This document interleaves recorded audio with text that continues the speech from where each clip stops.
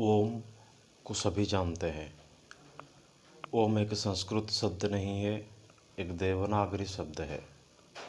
तो देवनागरी लिपि से ओम आया है। ओम को सभी जानते हैं, निराकार परम ब्रह्म।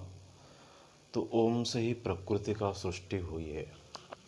तो ओम अ उ म को लेकर ओम का सृष्टि हुआ है। तो अ से आया है सत्वगुण, उ से आया है रजोगुण और म से आया है तमोगुण। तो सत्व, रज और तम। सत्व से आए विष्णु और रज से आए ब्रह्मा और तम से आए शिव। विष्णु से पालन शक्ति, ब्रह्मा से सृष्टि शक्ति और शिव से संहार शक्ति। और विष्णु शक्ति जो पालन शक्ति वायु के ऊपर पड़ता है, जो प्राण शक्ति है, क्योंकि प्राण के बिना पालन नहीं हो पाएगा। तो प्राण शक्ति जिसको बोलते हैं वो पालन शक्ति के रूप में परिगणित होता है। और दूसरा है सृष्टि। सृष्टि शक्ति वीर्य पर आधारित है।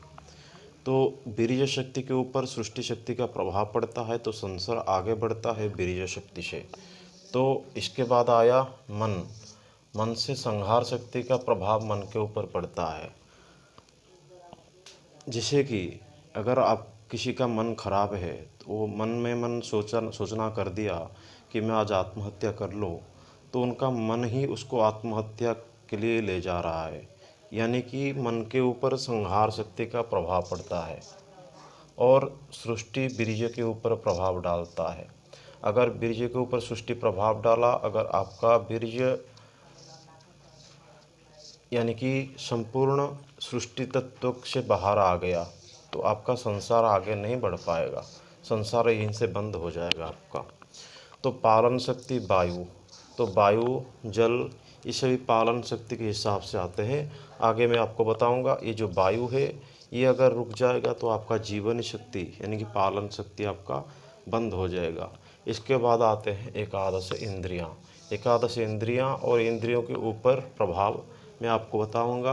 आज पहले जानें कि प्रकृति ओम से ही सृष्टि हुई और प्रकृति से प्र से अ, सत्व, विष्णु, पालन और वायु।